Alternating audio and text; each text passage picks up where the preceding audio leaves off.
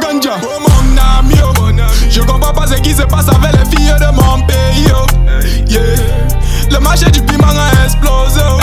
Cette fille ne veut plus travailler mais elle veut vivre la belle vie, oh yeah. Toutes les jeunes filles de mon quartier. Le champagne, le sucre, le sucre, le sucre fait nous danser. Le sucre fait nous bouger. Avec ma pigne pas la famille. L'artiste s'appelle Bina, il est avec nous ce soir dans On refait la radio. Bonsoir Bina et bienvenue. Bonsoir à tous, bonsoir à tous les auditeurs de LFM. Il y a un forme. Il y a la forme. Nechine, ça veut dire quoi? Bon, Nechine, c'est la prononciation de mon nom en ma langue maternelle. Ah bon? Ouais, je m'appelle Notine, donc c'est mon nom du village. Et ton nom de la ville? Alex, le nom des blancs c'est Alex. Ouais. Donc quand la grand-mère prononçait ça, Nechine, pas ceci. Donc j'ai utilisé ça pour faire une chose. Ouais, c'est très bien, c'est très original. Ça veut dire qu'en français? Ce qui est bien, ce qui apporte la joie, quelque chose de bien, la bonne vibe en fait. Ouais, j'aime bien ton style. C'est la bulle d'un skin. Ouais, c'est quel village? Je sais que c'est dans les Bamboutos. Ouais. Quel village? Le village Bamignam, dans l'arrondissement des Galim. Bamignam, oui. C'est là où il y a eu. Malheureusement, il y a eu un massacre. Il y a eu un massacre dans le village.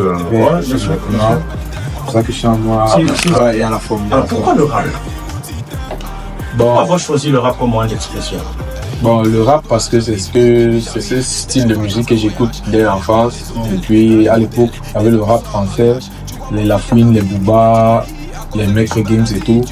Bon, je me suis intéressé aussi au rap camer à partir des années 2013 avec les Jovi et autres. Bon, le déclic vient d'un ami. D'un ami avec lequel on a fait l'université à Champ. Il a commencé à faire des freestyles et tout. On était impressionnés quoi. Donc dans la cité, tout le monde kiffait et tout. Ça remenait un peu cette chaleur entre voisins et tout. Donc nous aussi on s'est prêté au jeu. Donc on a commencé à écrire des petits Tu n'as pas voulu textes. faire parce que tu voyais qu'il faisait des freestyles, ça lui donnait beaucoup d'engrais. Non, ça lui donnait les gars forcément. Il y avait aussi ça. Tous les gars de la cité étaient non Jordan. Non, on lance Alex et tout. Donc forcément, ça nous a aussi motivés. Oui. On prenait ça pour les blagues et là on a fait une prestation pour les festifs d'une cité, de la cité. On a vu que le public kiffait et tout. Ouais, c'est la magie, c'était encore sur des fast beats, des beats téléchargés sur YouTube. Et quand on a vu que le public vibait, ça là on a dit mais on peut faire de ça un truc sérieux. Donc on a commencé à essayer. C'est la star de l'université quoi, les gars.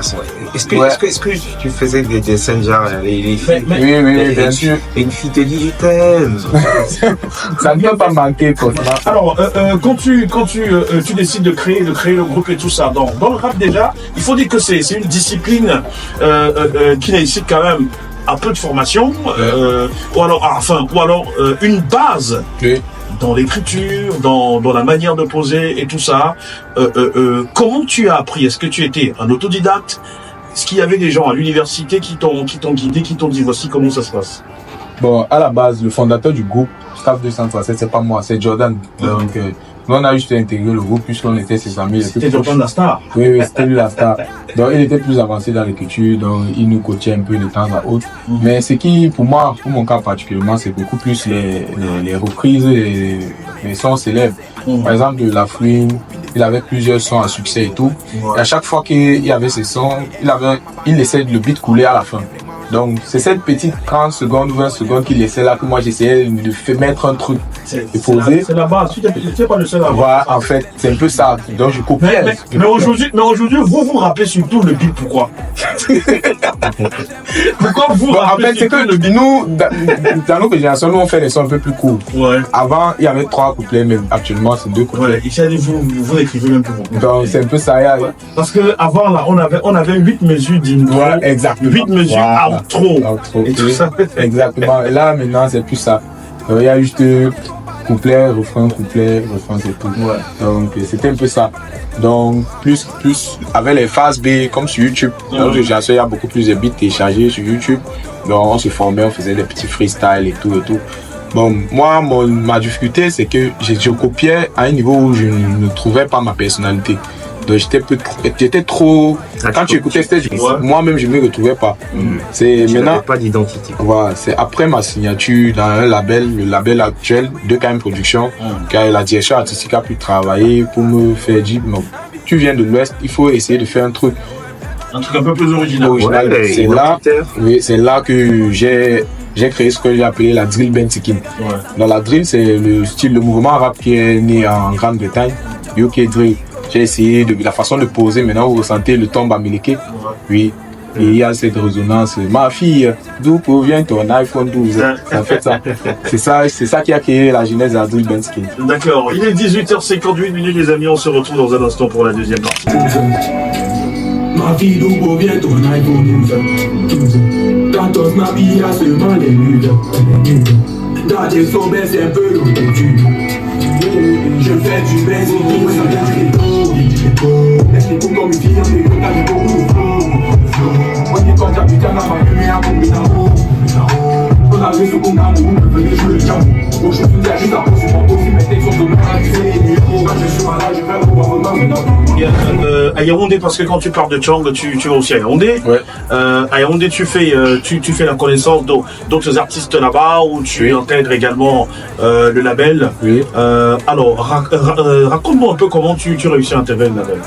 Bon, ça n'a pas été facile parce que je viens à Yaoundé en 2020 et à cette période-là, le fondateur du label, il a signé, je sais pas, 5 artistes en fait, avant moi. Donc ça devenait un peu lourd. Et moi, je venais en duo avec un membre du staff 237 qui a quitté Tchang avec moi. Donc nous étions un duo.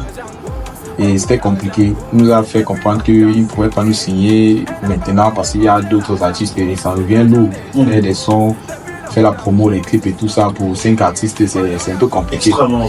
Donc ce qu'il nous a proposé. Même les majors ne prennent pas. Voilà. En fait, ce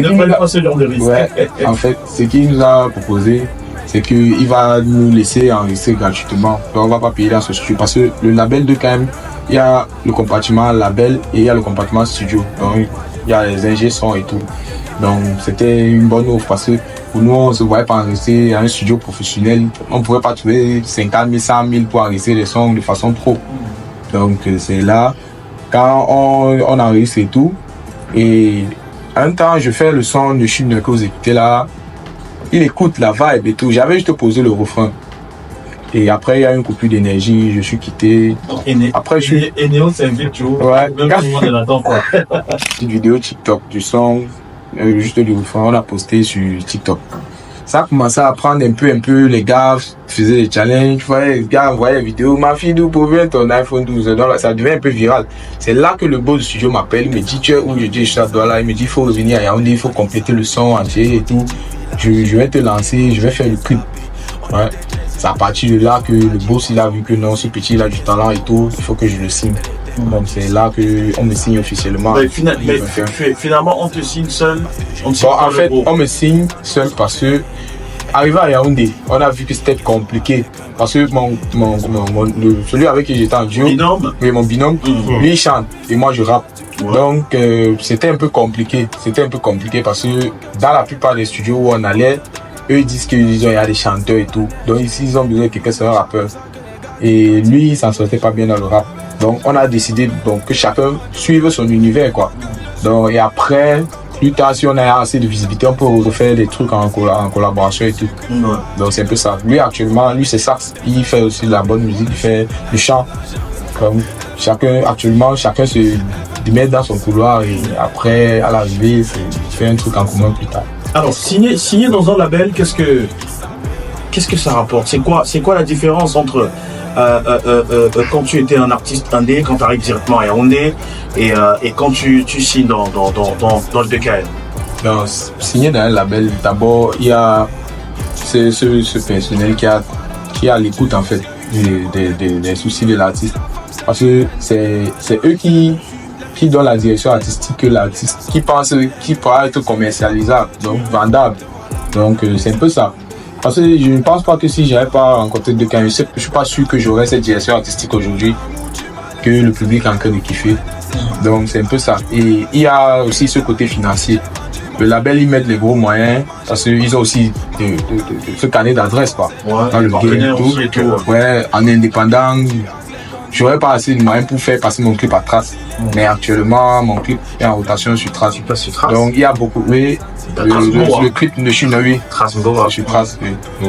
Donc il y a plusieurs choses. La direction artistique, le personnel, les relations, la promotion et tout. C'est normal, c'est bien de s'entourer comme ça pour lorsqu'on a vraiment un projet de carrière. Ouais, Les acteurs du rap qui s'effacent au fil du temps, est-ce que tu n'as pas peur de mourir dans cette vague? Bon, mourir musicalement parlant, non? Oui. Moi, en fait, moi, j'ai pas peur de mourir parce que pour moi, je me dis que leur chute s'est passée, ils se sont pas réinventés. Il faut s'adapter en fonction des courants qui buzzent. Donc, à l'époque, il y a les coups de la vie, hein. Ouais, c'est aussi ça. Il y a les coups de la vie, il y a les responsabilités et tout. Parce que si tu dis ça, tu vas peut-être, on va croire que Capitaine Costa, il s'est pas réinventé, quoi. Non, il s'est réinventé. Mais bon, moi, je me dis que en me réinventant de façon à m'adapter au courant actuel. Parce que actuellement, dans le rap, le mouvement qui fait le buzz, c'est la drill. Avec les Pop Smoke, les 504N, les Central C, sur les drillers. Pourquoi ne pas adapter ça au contexte camerounais en faisant peut-être drill Makossa, drill Benskin, drill Bekuti?